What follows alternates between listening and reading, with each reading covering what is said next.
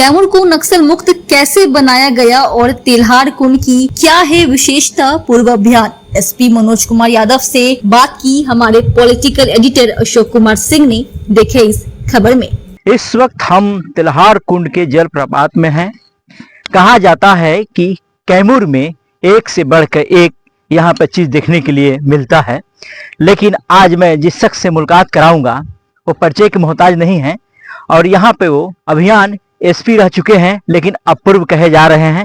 वो है मनोज यादव और एक एक चीज उनको यहाँ के बारे में जानकारी है। कहा जाता है कि नक्सलियों के गढ़ में बैठकर इन्होंने मीटिंग भी किया था और यही कारण है कि आज पूरी तरह से नक्सल मुक्त इस कैमूर को किया गया है। हम तो उसका जरूर जिक्र करेंगे, लेकिन पहले हम जिक्र करते हैं इस तेल्हार कुंड की। मनोज जी, आपका पहले स्वागत है। आप कैमूर की धरती पर 9 साल बाद आप यहाँ पर आए हुए हैं। आपने यहाँ क्या क्या देखा, कितना परिवर्तन हुआ पहले से कैमूर? नहीं, परिवर्तन तो कैमूर में हुआ है, ये दिख भी रहा है। और इस परिवर्तन की रूपरेखा मैं निश्चित रूप से कहूँगा कि जो मेरा कार्यकाल रहा है, इसे मुक्त करने का वो स्वर्णिम कार्यकाल रहा है।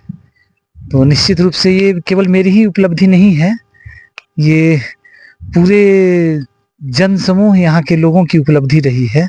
और मैं इसमें कहूँगा कि इसमें भागीदारी पत्रकार बंधु रहे हैं, उनकी भी रही है कि हमारी पॉजिटिव सोच को इन्होंने दर्शाया और लोगों तक ले गए, तो उसमें आप लोगों की भी भूमिका बहुत बड़ी है। बिल्कुल कहा जाता है कि इंसान बदल जाते हैं, लेकिन प्राकृतिक का दिया हुआ चीज नहीं बदलता है। जिस तरह आप तेल्हार कुंड पहले देख कर गए थे, क्या कुछ चेंजिंग हुआ है? सेम उसी तरह? नहीं, कुछ चीजें तो परिवर्तनशील है। समाज क्या, ये संसार ही परिवर्तनशील है, इसको तो सब लोग मानते हैं। लेकिन मैं देख रहा हूँ कि इस तेल्हार कुंड में परिदृश्य जरूर बदले हैं।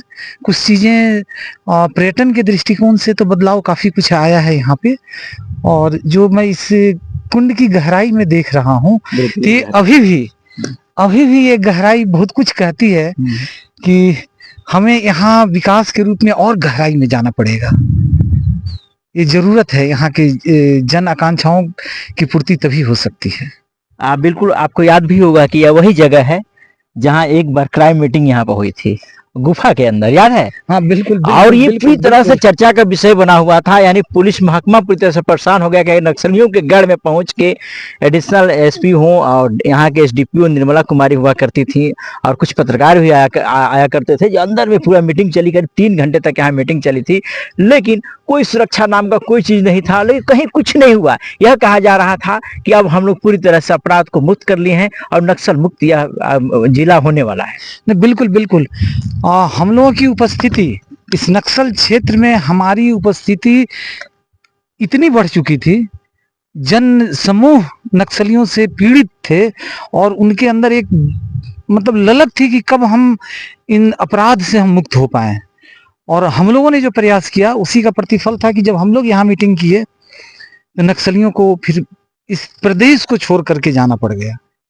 ये हमारी उपलब्धि रही कैमूर पुलिस की। आगे आपका क्या प्लान है इस इलाके के लिए? अब आगे तो क्या कहा जाए, मैं कह सकता हूं कि अभी यहाँ पे बड़ी असीम संभावनाएं हैं। युवाओं के लिए काम किया जा सकता है। और आज बड़े संयोग की बात है कि उस समय 2012 में भी हमारे साथ सर्वांशु द्विवेदी जी अभी हमारे इसी चांद क्षेत्र के हैं, आए हैं। और बेरोजगारी बहुत बड़ी समस्या है यहाँ के युवकों के बीच में, और ये हमारे बीच में है। आज इनकी पहल थी और बड़ी अच्छी सार्थक पहल के साथ आए हैं। अपनी कंपनी में सुरक्षा गार्ड की 150 वैकेंसी लेकर के इस पहाड़ पे आए हैं। और इस कारण मैं, जब मुझे जानकारी इन्होंने दिया तो मैं स्वयं खींचा चलाया कि नहीं, अब एक और पहल जरूर करनी पड़ेगी कि यहाँ के युवाओं को कैसे बेरोजगारी के दंश से मुक्ति दिलाई जाए। नक्सली मुक्ति के बाद अब बेरोजगारी की मुक्ति का अभियान मैं जरूर चलाऊंगा।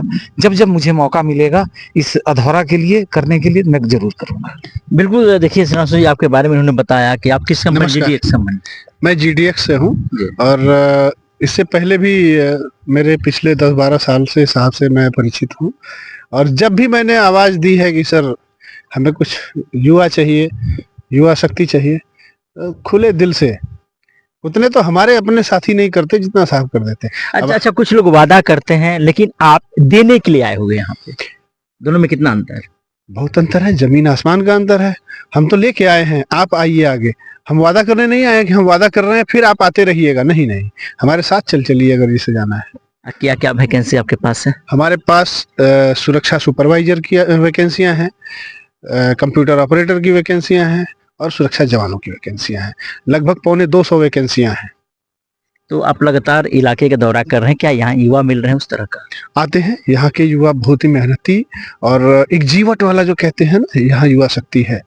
पहला मेरा जो प्रीवियस एक्सपीरियंस रहा है पहले का, यहाँ का बहुत अच्छा रहा है।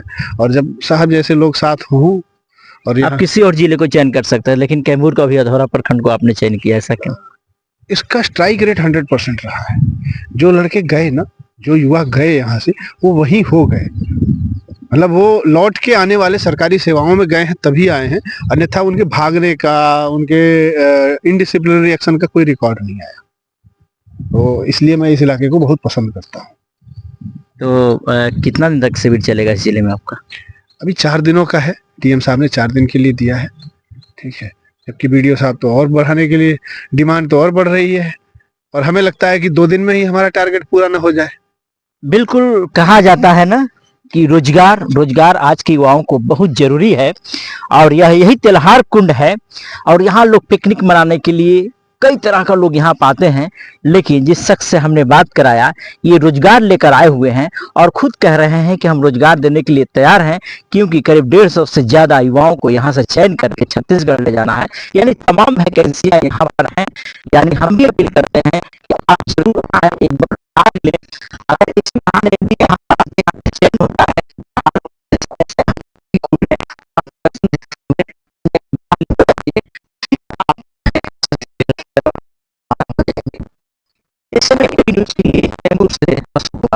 सीबीएसई कॉम्पिटिटिव स्कूल में नामांकन जारी है। 90% तक स्कूल फीस में छूट। आज ही संपर्क करें 7352449782 पर और अपने बच्चे के उज्जवल भविष्य की नींव रखें। शर्मा जी, आप कैसे हैं? क्या इस बार मेंस का रिजल्ट देखा आपने? विपुल भैया की बेटी ने भी आईआईटी क्लियर कर लिया है। हाँ पाठक जी, वो पढ़ाई में काफी अच्छी थी। वैसे इस बार मेरे भतीजे को भी भरोसा है कि वो नीट क्लियर कर लेगा। आजकल काफी मेहनत भी कर रहा है। क्या राहुल की बात कर रहे हैं आप? मेरा बेटा पढ़ाई में काफी अच्छा है। अगले साल उसका भी 11वीं में एडमिशन करवाना है, परंतु कहाँ एडमिशन करवाऊं कि वो इंजीनियर बन जाए। आप चिंता मत कीजिए पाठक जी, ऐसी फैसिलिटीज अब बिहार में भी उपलब्ध है। पिछले साल ही मेरे बड़े भतीजे ने आईआईटी क्लियर किया, वो भी यही रहते हैं। डोंट वरी पाठक जी, यही मोहनिया बिहार में सीबीएसई कॉम्पिटिटिव स्कूल में अब बिहार के बच्चों को बाहर जाने की जरूरत नहीं है। हम चाहते हैं कि बिहार के बच्चे बिहार में रहकर भी उच्च स्तर की शिक्षा प्राप्त कर सकें।